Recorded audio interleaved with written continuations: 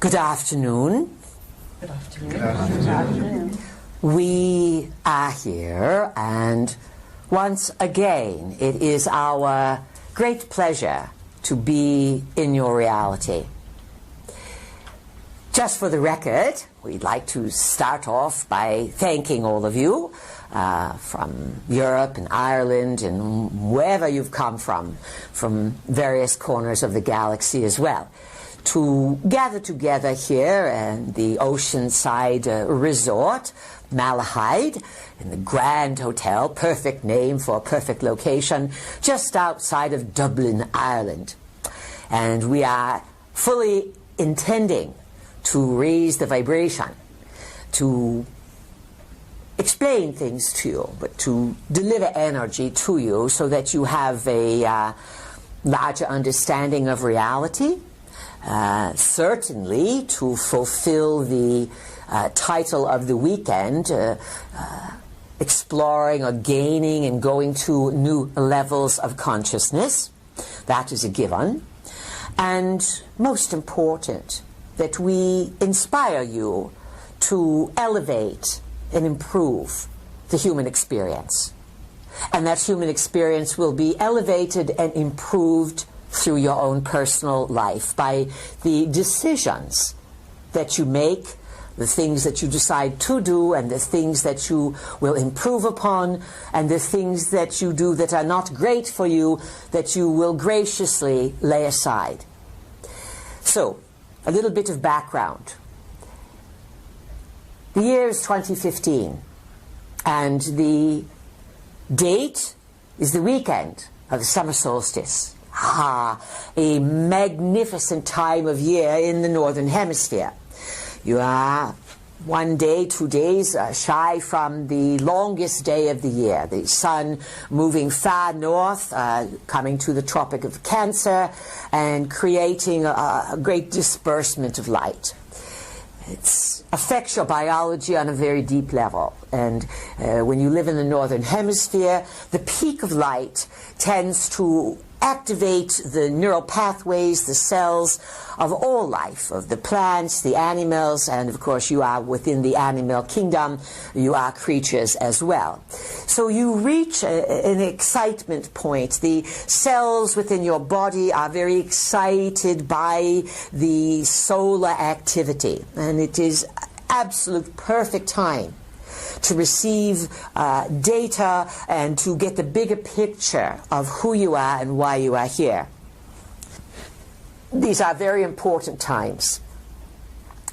And each of you have chosen to be alive, to live on the planet, and everyone that's on the planet, 7+ billion people, they all know they are here for a reason.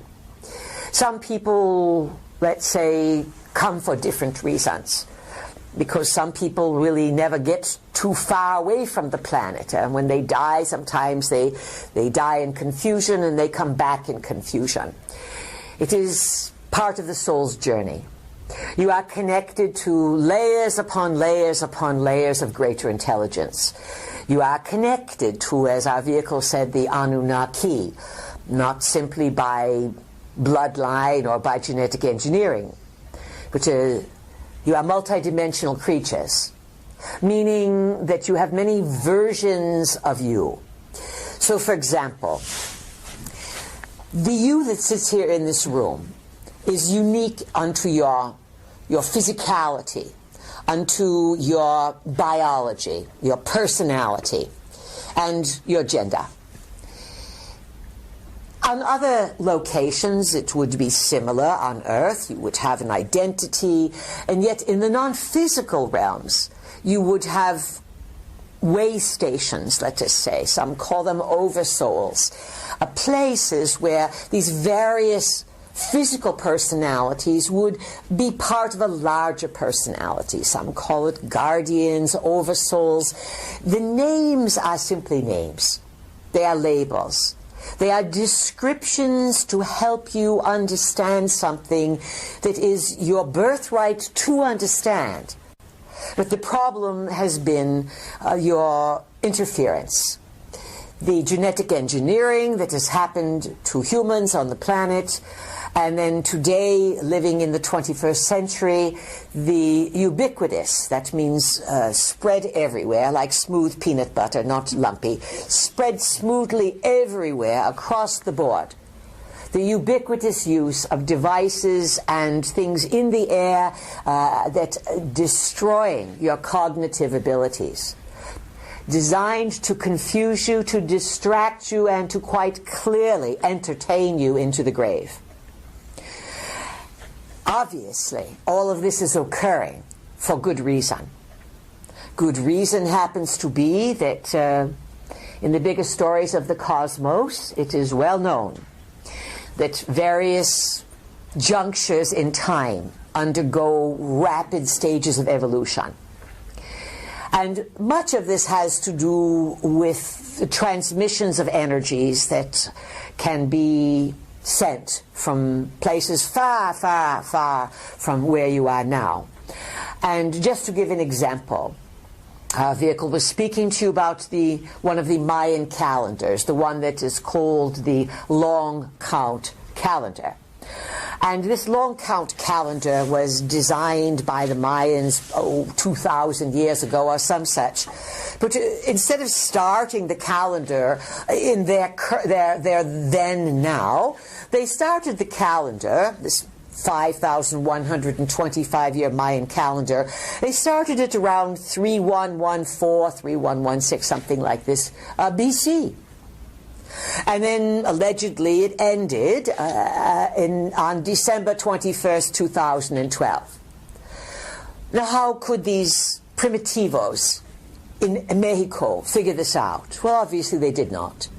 Obviously, forces of intelligence such as we and all kinds of other beings have long been speaking through and to people on your planet. Remember this. This is so important. The European continent has been peppered with oracular centers. You have Cumae in Italy. You have Delphi in Greece. You have Siwa in Egypt. These are examples of locations where people would visit and where oracles would stay and messages were delivered. Today, messages are being delivered all over the planet from all kinds of beings, and it's a wide-open game. And the Mayans were told to build a calendar to point to this particular era. And in their calendar, they pointed out that everything would start to heat up and really, really change in the year called 1987. And it was said that in August of 1987, that was the starting date, around August, what was it, 18, 19, 20, somewhere in that vicinity, where the countdown would begin the last 25 years of this 5,125-year cycle. So think in your brains, where was I in 1987? Some perhaps were not born. They were figuring it out. Wow, something's going on the planet. I'm coming on down. And I'm going to see if I can get these two people who I qualify for to be my parents to have sex when I want them to, so that then I will be born these months later and I will qualify for this particular imprint. And then I'm coming in and I'm going to be here for this big, big, big, big, big planetary change. You come in, you forget why you came. It sounds familiar, yes? Some of you planned far in advance, some planned recently. So think about, where were you in 1987 and what has happened to you since then? Everything has gone faster and faster. You've had an introduction of incredible new technology. Most of that technology was delivered to humans by ETs, some of it by idea, some of it by dream, some of it by inspiration, and some of it to select members of the planet in the secret globalist family by being directly delivered, directly saying, implement these technologies on the planet so that we can track your people. Most of the technologies that are out there today are tracking devices. Your TVs can watch you. If you have a flat screen TV in your home, you are being watched. Most likely. Or the capability is there. Cell phones, even when they're off, someone, if they want to, inside the governments and the agencies, can turn them on and listen to everything you are doing. There's not a thing that you do on the internet that is not statistically studied. Not just for you as an individual, of course all those records are kept, but also to see who is awakening. What are the numbers? What are the large statistics of what is happening? And there is no doubt about it, folks. When the Mayans were told by their gods, who would be the Anunnakis in disguise, when they were given galactic astrology, when they could time a calendar to end, when the sun, the solar orb, was in direct alignment, in opposition, conjunction, in alignment with the galactic center, no Mayans figured that out. They were given that data, as has been the story of the planet. You are in constant interdimensional, multidimensional communications.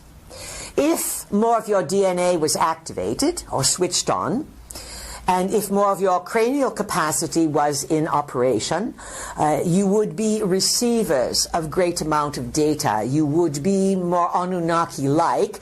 You would be using the biology, and then you would augment it simply with technology for other reasons. Today, your biology is shut down, and so you think technology informs you, when in actuality it confuses you, and for the young people, it ruins their thinking processes.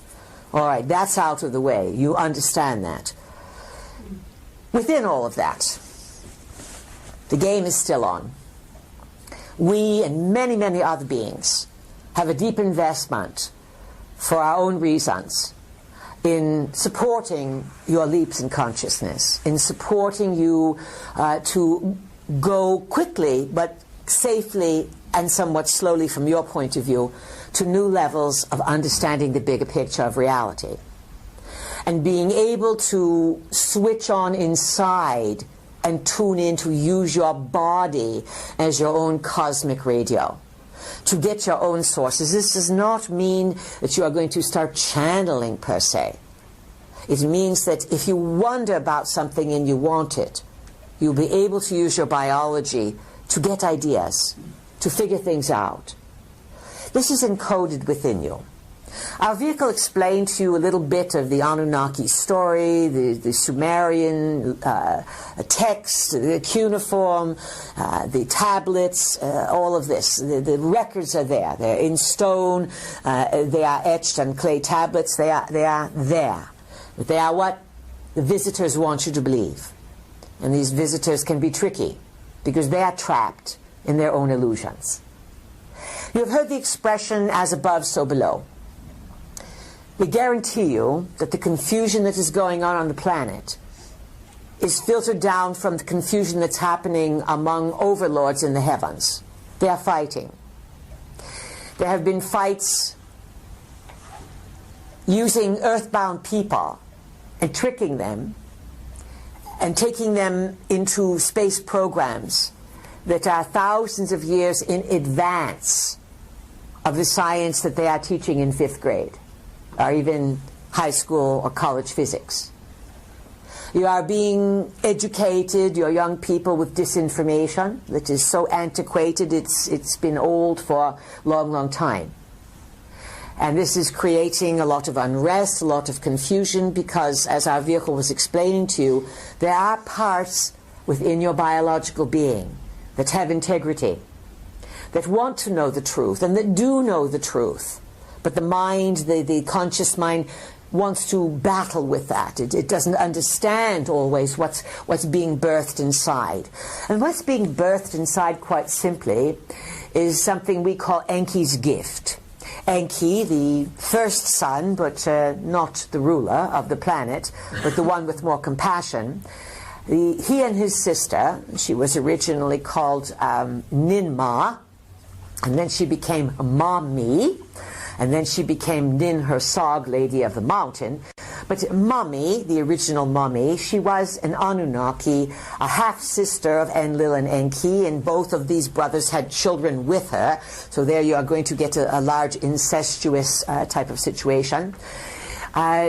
Ninmah was the chief medical officer, and it was under her tutelage with Enki that all manner of biological experimentation was taking place, and these two had more compassion. Yes, they wanted to fulfill a job, but they also have compassion for what they created. And they understand that they are their creations. And within their creations, perhaps maybe 100,000 years ago or some such, they began to tweak things. And the interesting thing about your biology is that these Anunnakis, who are, let's say, premier biologists, they can tweak you from afar. They can tweak you in this moment by sending frequencies that can alter your DNA to open things up. Now, it's difficult to open things up for someone who doesn't want things to be open, or who does everything against their own well-being. That sort of person is too boring to work with. They have no potential. They'll go out and get drunk instead, over and over again. But clever people, anyone who wants to think and wonder, anyone who wants to self-improve, anyone who understands the value of the system of nature, you start to shine. And you each glow a little bit. Those who are capable can look on Earth and see who has greater potential than others. The boring ones have no glow to them. The interesting ones glow. They give off energy frequencies that show they have some sort of thinking awareness process. Then you start attracting others who will work with you. But when you start thinking, you may also attract others who don't want you to advance. And this is part of learning how to deal with these things. As you advance in consciousness, you may encounter forces who see that you are lighting up, and they may want to start diminishing you or harassing you from the dimensions. Drop your grounding cord, reaffirm your aura, and always move back to your breath, to deep breathe, to make intentions, to augment your energy field. Attracting energy that wants to challenge you is part of the initiation so that you know these forces do exist. They can easily be repelled by simply taking charge of your energy field, your thoughts, your physicality, and your intentions of coming from your heart and doing good works. All right, that's understood. Now, 2015, it's a few years past the end of the Mayan calendar. The years that the Mayans defined as being so pivotal when everything would change on the planet were the 25 years from 1987, including and through 2012. People on the planet got all excited. Something big is going to happen at the end of 2012. What would it be? Goodness gracious, we're certainly going to go in the fourth and fifth dimension. What manure? What manure? It's all right to laugh, people, please. Feel free to laugh. When you laugh, you open up your energy fields, you enhance your immune system, so it's good to laugh. And we like it when you laugh at our follies. So, everyone's holding their breath, certain there's going to be some ascension, some elevation, something. It was all nonsense. Because you are so in it, you can't even tell what you are in. And every day, if you put your mind on it, you are incrementally increasing your awareness. No one is going to lift you up and take you off the planet and save you from the problems that are here. If they lift you up and take you off, they're probably going to take you someplace either to eat you or to imprison you as slaves. And it's been happening throughout the history of your planet that humans have been taken into space. It is to this day that some of your disappearing scientists are on the moon, and that there are colonies on Mars. So just sit with that, folks, please. The Anunnaki established bases on the moon hundreds of thousands of years ago, and they've never abandoned them. This is why there are structures on the moon that people report that are massive in size, gigantic domes, towers reaching outwards, bridges of all natures, and that's only what you can see. The Anunnaki are masters at building inside of planetary structures. And the places that are on the surface that you call stone markings or sacred sites, especially big places like Egypt, the pyramids, you have other large stone enclaves. These often mark a location so that when visiting Anunnaki's return after Earth changes and things, the remaining stone structures also mark openings to areas inside the Earth, or nearby openings into what we have termed a massive tunnel system that was built inside your planet by the Anunnaki long time ago. It's one of the reasons, only one, that all of the problems have been happening in the Middle East. Some of the locals, and we are talking those who would be more in the mountainous areas of the Middle East, those who live close to the land, or native peoples, aboriginal peoples around, they sometimes were assigned guardianship to never let anyone know about openings inside the Earth. There's so many mysteries on your planet, and yet they all can be explained when you start to factor in that there has been a presence for hundreds of thousands of years invested in tricking you from understanding the multidimensional cooperation and intricacy of which you are a part. Now, these Anunnaki are in a hard place right now. You on Earth are part of the empire. You are only one colony of the empire. There are other parts of the empire throughout the galaxy that are in mutiny. So the chaos above is in desperation. Remember, 15 years of your time is a day and a half to the Anunnaki. They sometimes have a hard time condensing their experience of time down into yours, just as you are boggled by theirs. This translates to they cannot always find your time. You assume or presume that if visitors come from space, that they are going to find your now. But think of this, people. All time is simultaneous. And the time structures that you are in are containers built on calendars that the Anunnakis designed so that you can have an experience. And because you have been genetically altered and your cranial capacity is limited, they were easily able to make these containers and have you think that's all there is. In simple terms, Enki and his sister left openings in your DNA and are working those openings sort of as a time capsule that is firing off during the nano years. That's our term for 1987 through 2012. The nano years, meaning that they fly by like a nanosecond.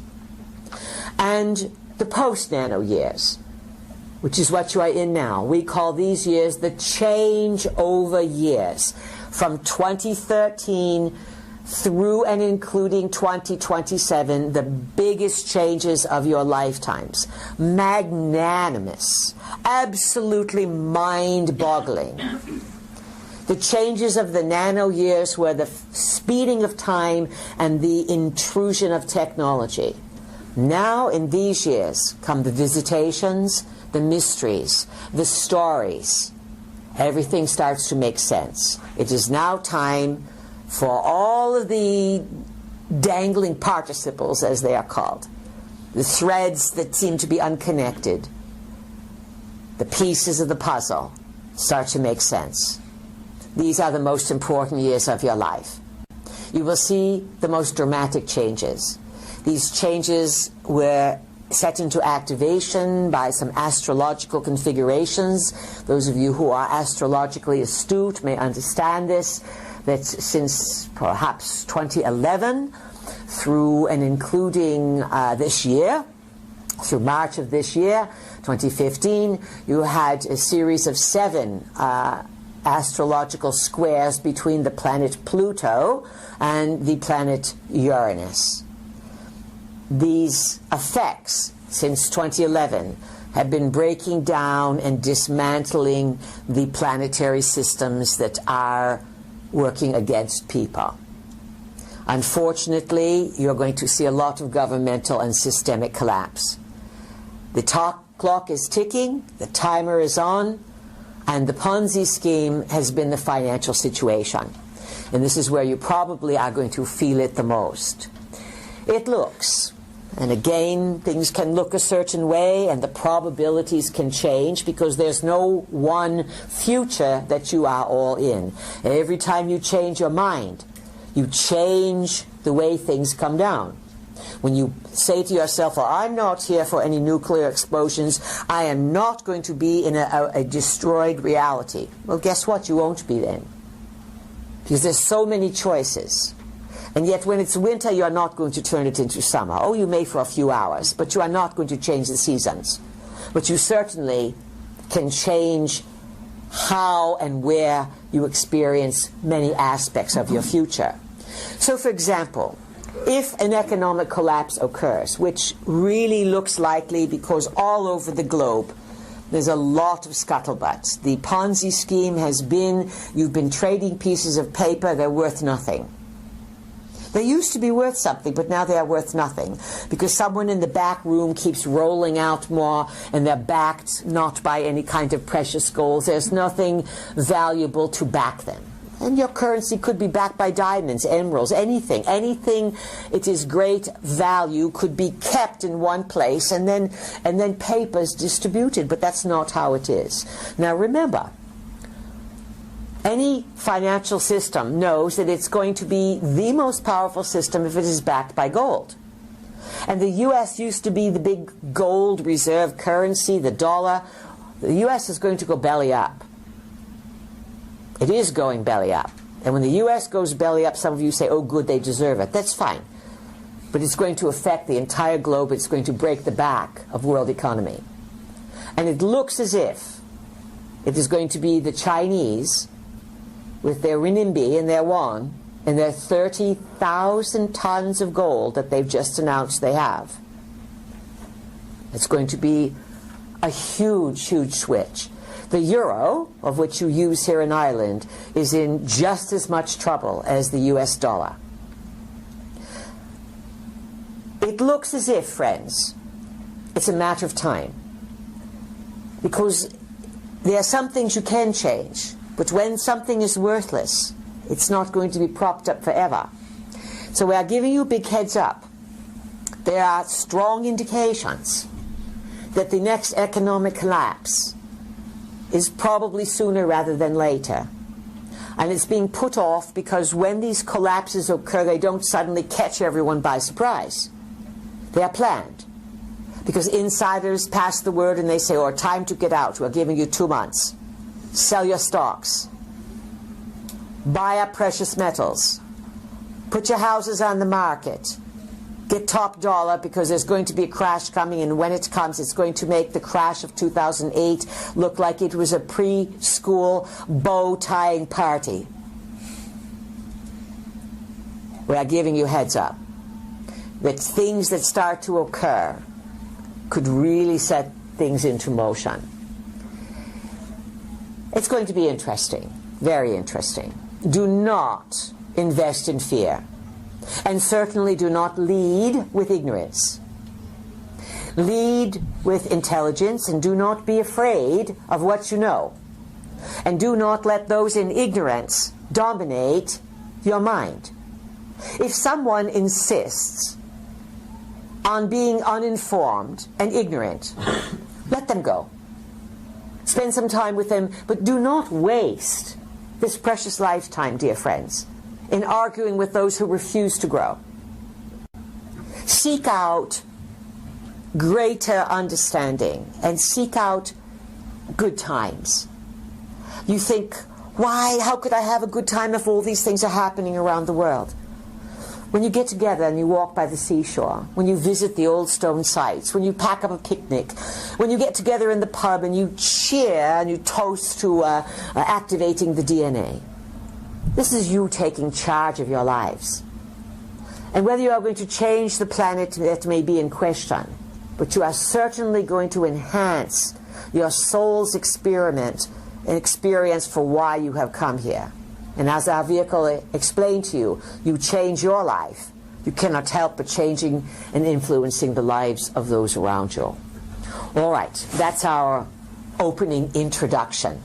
We're going to open it to questions, and we know that you have plenty. Again, we're going to ask you to speak loud and clear. If we have to ask you more than a few times, we will move on, even though you may have a good question. So, let's start. Who would like to start off? And we'll give it to Jackie first because she has brought us here to Ireland. And you can pass if you want to. But Jackie, would you like to ask the first question to get the ball rolling? I would, but firstly I'd like to say a huge thank you to you and Barbara for being here with us in Ireland. Oh, it's our great, great pleasure. We plan on doing the pubs and all these things here. Our favorite drink, just so you know, is not pint. We are not pint drinkers. We drink the drink of the stars, and that is called champagne. All right, so go ahead, Jackie. My question is around the challenges that we're currently facing. The challenges, yes. And can you speak about how they are linked to ancient times? How they are linked to ancient times. Well, as our vehicle was explaining to you, the ancient times are not so ancient. And cycles occur, just as you have the seasonal cycles, and the daily cycles, the yearly cycles. The visitors from long ago, they are still alive. And they have unfinished business here. And they have karma. Now, people hear the word karma and they think, oh, I must have done something wrong. It's not necessarily that. Our vehicle was explaining to you about the Creator. Who is the Creator? The Creator, it's unknown. We don't know who the maker or the Creator is. No one does, but everyone knows of it. It's not a man, it's not a woman, it's not a location in another galaxy. It's not found in a black hole, it's not found anywhere, yet it is everywhere. It is a presence of intelligence that is in everything. And if you were switched on, you could go down to the seaside and pick up a pinch of sand and hold that sand and say, "Sand, tell me the story." And the sand would know the story because the sand is part of the Creator. So understand this, that you are part of the Creator, the Anunnaki are part of the Creator, and you may say then, well, why do that Creator let those Anunnakis do these bad things and mess us up? Or why does the Creator let these globalists poison us with chemtrails and GMOs and Wi-Fi and all of this? The Creator is allowing. The Creator is curious. The Creator is in all things, good and evil. And the Creator knows that what is put out is going to come back. You come up with this term called karma. It simply is a definition of how energy is used. So now, from knowing the Anunnaki story, they came here, they got gold, and they decided to build some humans, and they were not nice to them, and then one of the gods says, too bad if they die in the flood, don't warn them, let's just harass them, use them. This is not good karma. And of course, that sort of misuse of the Creator's energy is the problems that the Anunnakis have. It's sort of now blowback has come back to them. You know, sometimes on Earth you see someone do something and you shake your head. You say, well, what goes around comes around. It's going to come back. Or you see someone on the highway, they cut you off and they are a rude driver. Our vehicle says, ticket. She knows if she points and says ticket that someone's going to give that person a ticket. Use that technique as well, please. It's powerful. Oh yes, of course, you have the power.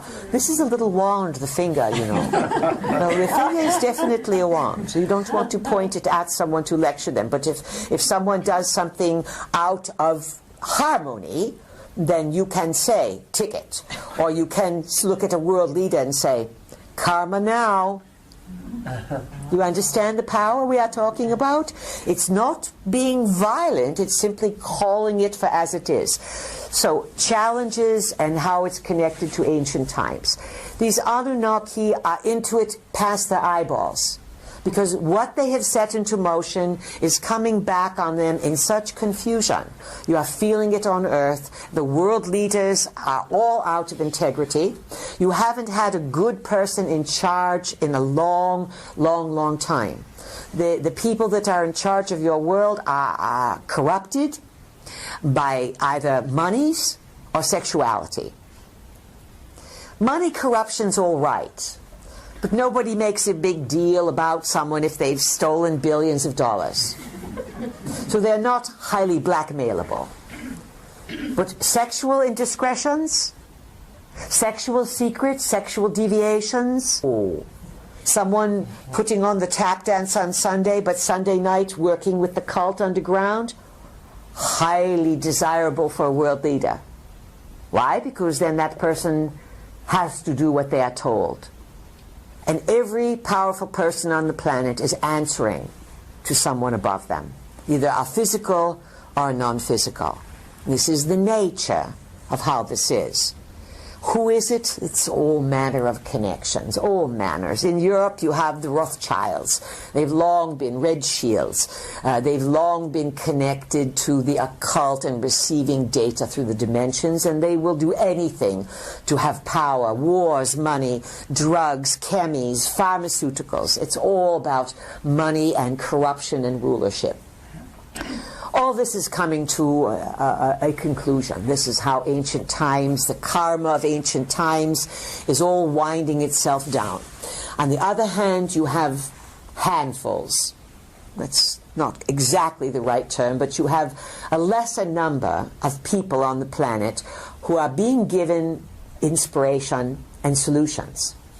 Some of these solutions are new ways to heal cancer, new ways to understand the body, new ways to switch on, new ways to reduce pollution, more effective ways to grow food, ways to reduce to eliminate radiation.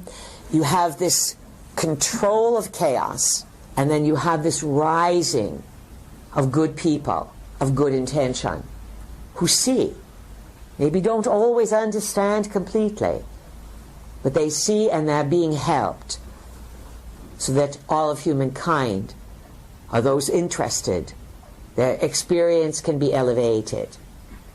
So our main message is, please do not despair, and understand that what's happening from long ago is all unfolding now. By 2027, the end of the changeover years, there will be many less people on the planet. And the people that are here are going to have their eyes opened wide. And more than likely, in the next few years, or even sooner, someone, perhaps the Pope, because he is their likely candidate. You notice how humbly he dresses compared to his predecessor? Notice that he's a Jesuit. The Jesuits have always been at war with the Catholic Church. The Catholic Church has never allowed the Jesuits to gain any power, but the Jesuits are the ones who have the big observatories and telescopes, and they watch the heavens. Now, why would those in the Catholic Church be watching the heavens? They are looking for the return of the Anunnaki. And it looks as if it's either going to happen or they're going to stage an event, and this Pope has been put into position to eventually win the trust of humans, and he has the most to gain, the least to lose, to make the announcement that some sort of return of God is imminent. Remember this. And he's going to go before the U.S. Congress, and he's going to speak before the UN. Historical precedents all thrown out the window. And he's going to do this at the end of September. And many people are pointing to the month of September as being a time of opening many, many, many changes on the planet. This is why it is essential that we came here to Ireland, a gracious host country that welcomes people from all over Europe to come and hear the story and to come to give you some idea, perhaps to piece things together so that you will feel more stable. Remember, each of you wanted to be alive now, and you are guided and your soul is stronger than you think. Keep your wits about you and you will do well. All right, so let's move into more questions. Who would like to ask? Loud and clear. Tanya. That's a mousy voice. Over here, who has a question? Jennifer. Who is it? Jennifer. Jennifer, loud and clear. What's your question? Hello, please. Thank you for allowing me to speak. And I was really pleased to hear you talking about chemtrails earlier. Yes. I'm very, not personally, an awful lot of us here are very concerned about the environment, about the huge increase in geoengineering chemtrails. Now, you know that these chemtrails have been going on since the 80s. No. Since the 80s. And even to this day, we were teaching recently, talking about them, and afterwards a kind lady came up to our vehicle and she said, chemtrails, what are they? Our vehicle said, do you ever look up? She said, no, not really. You are creatures. You need to be looking at the ground and up at the sky all the time. So this is how they've been able to pull it off. Television. People stare straight ahead. So this is why people don't see it. But how do you notice? The sky starts out bright blue, and then in a short amount of time you see trails. Sometimes it is a tic-tac-toe design, a grid, and then a little while the sky is white. Two things happen. It blocks out the sun, and the sun is constantly sending you data because data it rides the light frequencies. And the sun is an intelligent communication device. And so the sunlight actually sends you data and updates you constantly on your intelligence. And then the chemtrails block this out, and they are distributing, as people have said for a long time, barium, aluminium. Aluminium has been described as a culprit in the rapid rise of Alzheimer's disease, of which it is reaching epidemic proportions, along with autism and obesity. Well, there you have it. No one can solve all of this. And someone recently pointed out to us that there was a doctor or some such from Germany who paid to have some of the particles from chemtrails analyzed and found that they are spraying also something called Lyme disease. So now what's your question, Jennifer? My question is, a lot of us feel very helpless, but I believe there's a solution, and I'm sure you know about Orgonite. There's a movement here to get Orgonite made from plaster, which has a great life energy power. Just wondering if you please think that this is a worthwhile exercise. Anything you do, Jennifer, is going to be worthwhile. Why? Because it is the act and the intention. Your intentions and your desires then begin to excite the Creator, because the Creator says, wow, my energy that I give out and that is in all things is being utilized for good. So your intentions count, but also there are people taking even bigger action. In the USA, it has recently come out that there are people who want to create, because they say these chemis are happening all over the world, they are affecting all the people of the world. And so they are wanting to create a class action suit, of course, that all the people of the world would be covered under, and to take it through the courts and go after the secret governments and the people involved in destroying the people of Earth. So it's going to happen on a lot of levels. You understand this? Yes. Keep doing your part. And the other thing that's so important is boost your immune system. The people that despair the most, the people who have the most problems, the people who live from day to day in poverty, have the weakest immune systems. There's no need for poverty. But if you are convinced that you are poor, then you're going to be poor. If you are convinced that perhaps you can improve and that you can attract more abundance into your life, then do so. And if you say to yourself, you know, I used to say I just have enough. I just have enough. Why do you want just enough? Words create. You can have plenty. You can say, I always have plenty. You see the difference? So the power of your words, I always have plenty, instead of I just have enough. When you say I have plenty, your immune system is stronger. I always just have enough. You see the difference? And then as you say, reality begins to conform. So, boost your immune systems. And our vehicle started out today and she gave you a lot of basic protocols. There's many more things that you can do. And as we said to you, laughter, good times, socializing, good sex, honest, loyal, wonderful sex, good health, good exercise, a good night's sleep and rest. All of these things can be immune system boosters, because the immune system is boosted by joy and happiness. And it is diminished and weakened by worry, despair, and world situations on the media that depress you.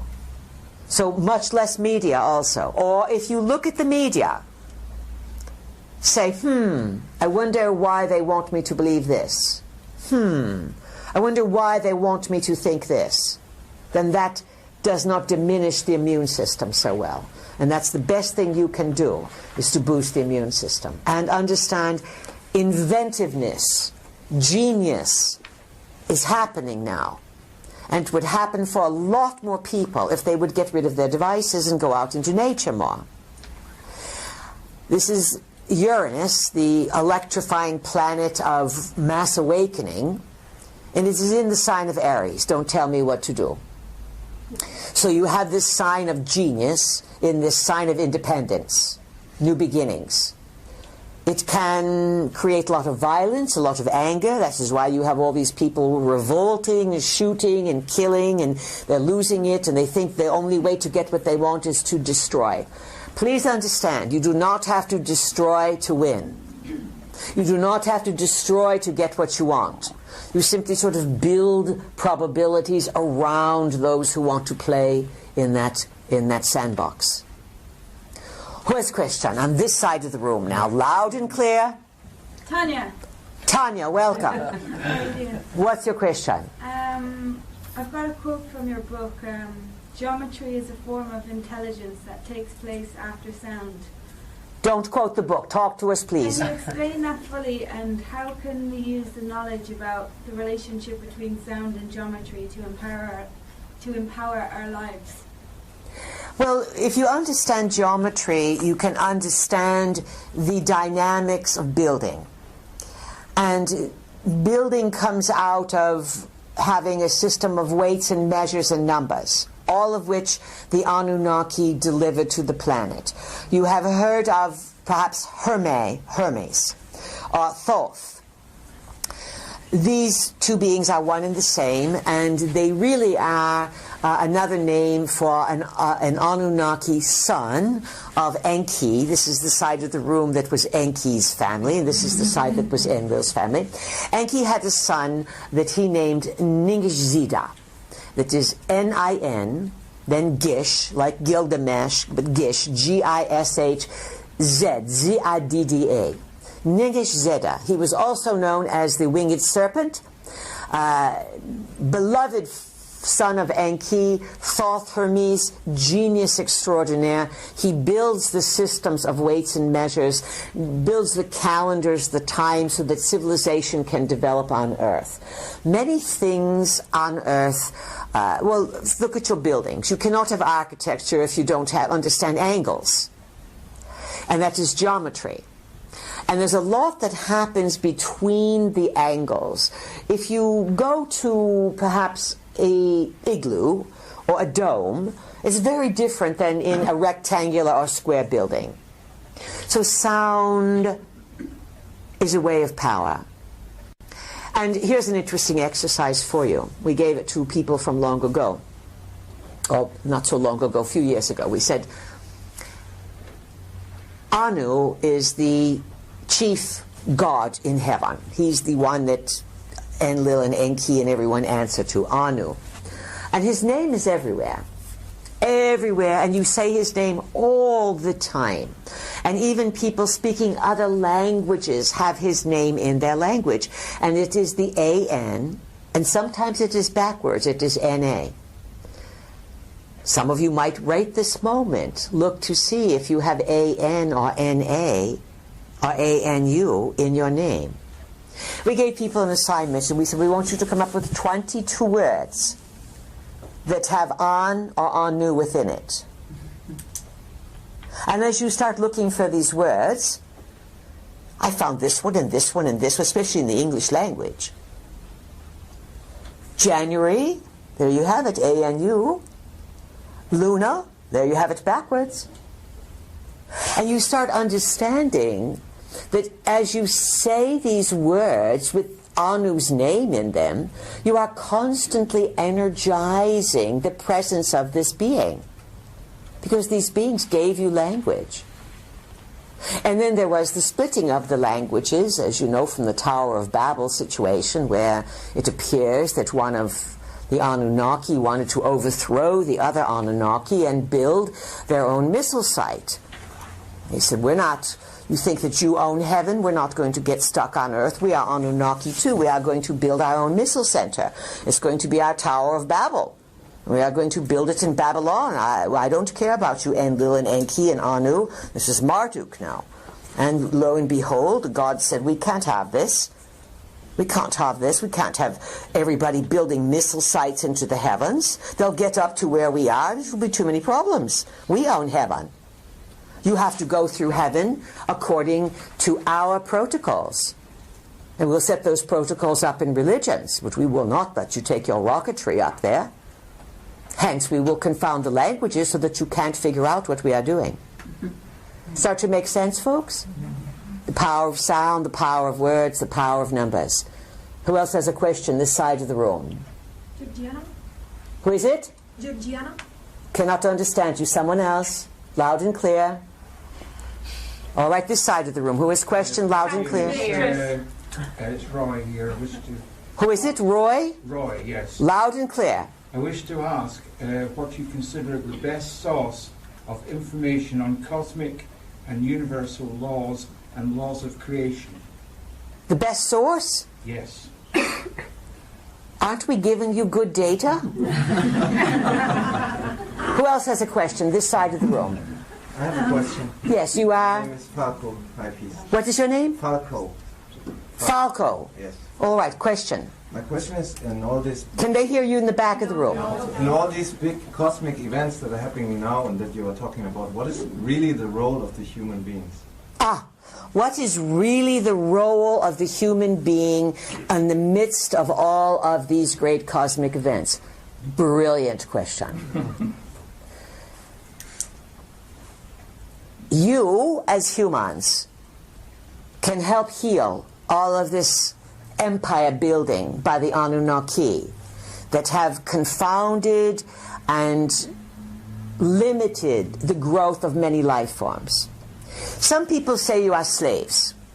That is a bit of a stretch, because if you think you are not a slave. You can outmaneuver the system. Within the system, of course. You are not going to suddenly sprout wings and fly, but you have a lot of freedom to awaken. And as we said to you, Enki left something in the humans, in some humans, let us say, that's coming around and it's being activated. And then some humans, as they wake up, can then vibrate at a new frequency. Any frequency that you vibrate at is felt by others because you are highly telepathic, whether you know it or not. You always are picking things up around other people. That is why when you are driving on the highways and there's all kinds of cars, it can be overwhelming. You get somewhere and you feel so drained. It's not just the driving, it's that you are in the anxiety and all the chaos of all the other drivers, and you are psychically picking it up. And then if you are using your cell phones and your Wi-Fi inside of cars, it's suicide. Just know this, folks. Wi-Fi is suicide. And just so that you know, this is an aside, we'll come back to Falco. There are 60,000, at least, peer review articles talking about the danger and the destruction of humankind through cell phone technologies. So, of course, it is suicide. Now, as you really start to overcome some of these obstacles or challenges and start to use your biology, it grows. It grows and it starts to become stronger and stronger. The immune system becomes stronger and more neural networks are opened. You get more ideas and you vibrate differently. And as you feel good and you feel confident and your energy field goes up and you are using your chi, so to speak, others feel it. If you have good energy, other people like to be around you. If perhaps you walk in a room and you see a whole bunch of people who are really depressed, you say, oh, wow, get me out of here. Or you may spend the afternoon with them and then afterwards feel as if someone has pulled your plug. You are all affecting each other all the time, unwittingly. As you start to wittingly affect others by smartening up yourselves and then vibrating this like your own radio station, because your thoughts go out. This is how you improve the human condition. And we speak to those who are interested in improving their condition. We are not going to go on the radio, on TVs, movies and stuff and speak to those who want to eat slops. You have to seek out self-improvement. But once you seek it out, you're in the game. And it's your job, not ours, to get those who don't want to awaken. That's a tougher job than ours. At least we are speaking to those who want to awaken. You understand, Falco? Yes. Good. So vibrate out your power. Who else has question this side of the room now? Catherine here. Catherine here. We hear Catherine. Loud and clear. I would like to know... Can they hear you in the back of the room? I would like to know how we can best protect our children or educate them in light of an obsolete educational system in addition to homeschooling or apart from homeschooling. Another excellent question, Catherine, of course. You are up against a lot of turmoil, a whole systemic change. Remember, in these changeover years, 2013 through 2027, everything is going to alter drastically in a lot of systemic failure. Hospitals, supplies being transmitted, air travel, educational systems, colleges. It's all decaying because they're greedy people. It's all about money or controlling, and it's not about really producing well-adjusted individuals. That's not what the globalists want. It's your job as a parent, each of you. It's a big responsibility to be a parent. Oh, it's easy to have sex. It's fun. And sex is to be fun. But there's a big responsibility to it. And when little beings come in, that karma will follow you for lifetime to lifetime to lifetime. Because those little kids grow up, and if they have problems, they carry those lifetimes and they get regressed and they say, oh, 5 lifetimes ago my mother did this to me. Yipes, yipes. Not 5 weeks ago, 5 lifetimes ago. So we are laying it on thick that you have a duty as a parent to explain, to educate. And you are not to be best friends with your children. Oh, of course you are their great friend when they're very young. But you must educate and explain and discipline. And then if you've done a good job, once they are past 28, their first Saturn return, then you can become good friends with them.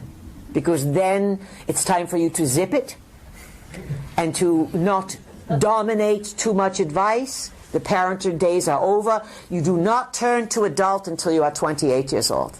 When you are a teenager, you are making the worst decisions of your life. 15 years old, you are halfway there. The hormones are crazy.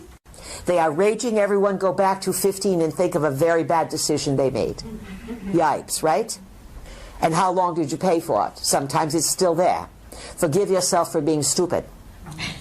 That's the best thing you can do. And forgive also people who have done bad things to you. It's never worthwhile to carry that resentment around with you. So back to the children, because it weakens your immune system. And you strong immune system, smart being. Now, you must educate them and do not rely on the systems. Homeschooling can be very good. It can be isolating, though. And then there's the will of the children. They don't want to do what you want them to do. So, of course, you're going to have reorganizations of parents now. You must do your very best to hold your children completely and totally responsible for their activities. If the children say, I want to use this cell phone, I don't care what you say, you pay the bills. You have the right. You must start when they are very, very young, and you must lay down the rules kindly, not meanly. And always explain and understand. You don't have to explain completely. Sometimes, no is the answer. You won't understand why anyways. And then you reward them for good work. Simple rewards. Come on, I'm going to take you. We're going to go look at the birds down by the sea. That's a reward. Then maybe we'll go out for an ice cream cone. Only once in a great while. I don't want you eating too much sugar. You understand, Catherine, what we are at? Yes, I understand. What else do you want to ask us? Well, I suppose it's in light of that they can tend to listen to teachers sometimes before they listen to the people that they're with most, their parents. Very well said. And it used to be that the teachers were parents themselves and everyone was on the same page, but the teachers now, a lot of them younger, they may know their history, they may know their math, but they don't understand what's happening on the larger scheme. So it's tough being a parent today. These are the most difficult times for raising children, grandchildren, all of that. And all we can say is do your best. If you are a mother, you have a very, very strong telepathic influence over your child, because that is if you are the birth mother, because the child was with you for those 9 months. Remember, all children are just waiting to be adults for the issues to kick in. Well, this is worthy of a big laugh, because they're so cute, look how cute they are, they're so sweet, but they're going to grow into what they came on the planet for, which are their issues, their unfinished business from many lifetimes. So this is why the more guidance you give your children and the more rules, and you don't have to explain everything. No can be no. And you can gain respect doing it. So you are up against some difficulty. But again, the school systems are collapsing. So it's confusing for children. Hug them. Cook them a good dinner. Teach them skills. Get them to rake the yard, mow the lawn. Come on, we're going to plant flowers today. I'm going to teach you how to clip the trees here. We're going to get rid of these branches. Take them out into the old-fashioned times and get them doing real things. The more skills your children have, the happier they will be. And we are not talking about football, tap dancing, and horseback riding. We are not talking about trendy lessons. We are talking about mom, dad, grannies, grandpies, aunts and uncles saying, let's go berry picking, and then we're going to go home and make jam. You follow this? Yes. Real practical things. That is a way you will implant your influence. You teach them the things that have been going on here forever that work. You are in physical reality, friends, and you're not going to escape it. You are multidimensional. And if you keep your feet on the ground, your head can go to the stars. But you still are going to live in physical reality. You are going to have to wash yourself, feed yourself, wipe your bums, and create. So you must know the basics and teach those to your children. And then teach them to play musical instruments, not electronic guitars, but teach them to make sound with music, to sing and to play, to do real things and to socialize and to have real talks. No one is communicating with their cell phones. It is a way of keeping you disconnected from everyone around you. It's a very bad idea. All right, this side of the room. Now, who has a question? Hello, please. My name is Monica. Yes, Monica. When Welcome. will this big downturn come? The one you talked about earlier. About, banks and governments and the whole system falling apart big time, bigger than in 2008. oh, the financial rearrangement. Yes. When will that occur? Well, it looks as if some rumblings are going to begin this fall, simply because of scuttlebutts that have been out there. And the euro and the dollar have been propped for '08. Since '08, the U.S. started something called QE, and that's not Queen Elizabeth. QE stands for quantitative easement. It is a lot of gobbledygook language that is meant to say we are going to print worthless money. And then that way we'll put more worthless monopoly money in the system, and it will keep things from crashing, because you came so close to massive global systemic breakdown in 2008, and desperate measures had to be propped up in the U.S. because it is the U.S. reserve currency that all of the petro economy is based on, and so when the U.S. goes, it can tank everything. Now, as we said, it looks as if the gold-backed yuan or something from someplace else. Remember, the yuan is with the BRICS. The BRICS are Brazil, Russia, India, China, big players. The U.S. is on the decline. Look for things to start to rumble. Well, you can see it now. People have been pointing out that something happened in April and May. In April, the Ban Ki-moon man, you've heard of him, yes? He says to the Pope, climate change is much closer than anyone realizes.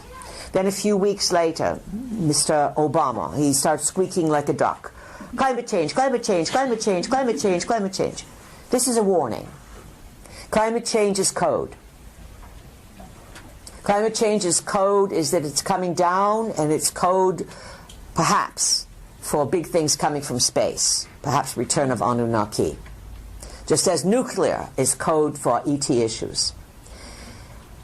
You're going to have all manner of climate change this summer. You're going to hear it coming out of your ears, and you're going to have extremes in weather.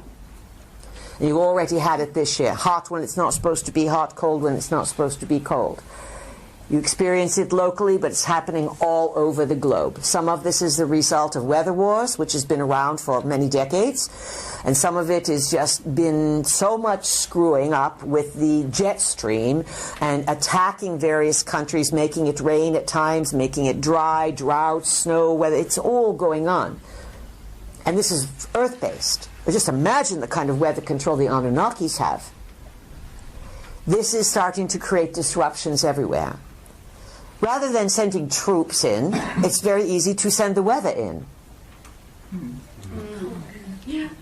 You see, troops have to be relocated, supply lines fed, disciplined. A drought, there it is. California, year number 4. California, they're running out of water.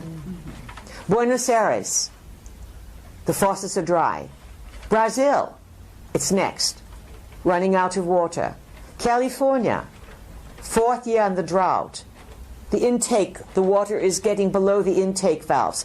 California has the 6th, 7th, 10th, whatever, it's in world economy. When California goes, it goes belly up. California is going to have a real estate crisis extraordinaire. How much do you think your $5 million house is worth when no water comes out of the faucet? It's worth the same as the shack down the road that has no water faucet. Do you understand? And how long do you think it is going to take to fill up those reservoirs so there's water again in California? If it took 4 years to get here, that's a lot of water that has to come down to fill those up. So how soon, when is all this going to happen? You are in it now. You are in this turmoil that is massive. If you follow the markets, look, there's massive sell-offs. And the euro is in just as much trouble because they have also here using the quantitative easement. Printing more, and every time more is printed, what you have in your hand becomes worth less and less. So you go to the grocery store and you say, last week it seems to me this was almost €1 less. How could it go up €1 in 1 week? And if you think that's a lot, by autumn or by next year, with a lot less water in a lot of places and less food, less water in a growing area equals less food, eventually that translates to the food that is there is going to cost a lot more money. If you want to wonder who you have to feed, go to China. Go to India, where they too are experiencing turmoil, and you have over 1 billion in each country. When is it happening? Now. It's happening so slowly. You've heard of the frog that's boiled in water? Because the water gets warm so slowly that by the time the frog is feeling it, it can't hop out. You are in it, folks. It's why we are here to say you must make preparation on a practical level. You must use your intentions. And you can augment yourself with practicality, but you are probably not going to stop the engine of the economic change. Now, sometimes a bucket of manure can look like a very bad present. But if you are a gardener, that bucket of manure could be a bucket of gold as you see it. Wow! That's just what I need to fertilize my garden. You have heard of lemons and lemonade. What looks as if it could be a disruptive event is actually, if you get your wits about you and you allow the forces that are in the dimensions to help you, they will help cushion the changes, and there are always ways through these situations. And perhaps on a larger picture, some of this systemic breakdown is necessary in order to turn the course that the large ship of state is headed in. Some manner of economic turmoil, and we are using the words turmoil purposely, is inevitable. And a lot of greedy people are going to be stuck. A lot of regular people are going to say, where did this come from? What happened? Because they choose to be entertained rather than informed. If you have monies, get out of debt. Do not spend what you do not have. If you owe monies and you have a cushion, pay it off. If you're thinking of selling, now's the time to do it. If you own a mortgage or you have owe on your automobile, those are the only two legitimate debts. If you think your job is insecure or it's going to disappear, then you must examine your commitments. And let's say if you start weighing all these things out, you may turn to your guides and say, all right, I have a family, I want to provide, or how am I going to have monies? Give me new idea, give me inspiration. I pray. Praying is fine as long as you don't pray to the religions. Prayer is a form of asking the Creator and the guides that work with you. It's a way of calling for assistance into your space. And everyone needs to be doing this on a much more regular basis all the time. Because that is where you get low grades. You don't condition your space for how you want it to go, and therefore the globalists can control you because they just inform you of what's coming down. We surf the probs. We say to you, this is what's happened, this is a way of looking at it, this is what's happening in the present, this is some of the probs of the future, which ones do you want to end up in, which ones can you change. And so economic collapse is too big. It's too many people invested, and there are too many people in the world who already have the plans in motion. If you have extra money, you might want to invest in precious metals. They are very affordable now, more than they have been in let's say, a while. That's always a bit of what they call hedging your bets. Silver, gold, these kinds of things are worth something. What else? Well, if you are a beekeeper, you know how to keep bees, and you know how to make liquid gold, you're made. Because everyone's going to want what you have. This is why we say train your children in skills so that they know how to do and trade and barter and make a living. Education today, you pay $100,000, you can't get a job, it's a Ponzi scheme. You understand, everyone? Let's see what else we can tune into, and then we are going to give you your lunch time. These are very, very challenging situations that you are facing, and yet they are doable, because you have within you the smarts. You have within you the kindness, the inventiveness, the curiosity to rebuild a system. And you have tremendous support from some good Anunnakis and some very, very good intended visitors and dimensionals who value Earth, who value this place that we call the living library. You are a genetic repository, not just of life forms, but each life form in its DNA is encoded with data that may mean nothing to you. But you are like a book that you cannot read. A book that has a code within it. That even if you are able to read the book that you are, it will give you one story. Yet others visiting know that behind that story are codes, essential codes to life in the cosmos. And in terms of life in the cosmos and what's out there, there's much more good than there is evil. Yet Earth has been caught up in a story of challenges, of forces creating these dynamics. And these dynamics have ended up with a psychosis on Earth and in the cosmos. And it is this psychosis, this illness, this misunderstanding of reality by the Anunnaki, who have become obsessed in their governance to control, and the people of Earth who have become obsessed in powerlessness, thinking that they have nothing that they can do. You are beings of creation, and you have more power than you can imagine. Use it, and have a good lunch hour. We'll talk to you again this afternoon. It's been our pleasure. Thank you.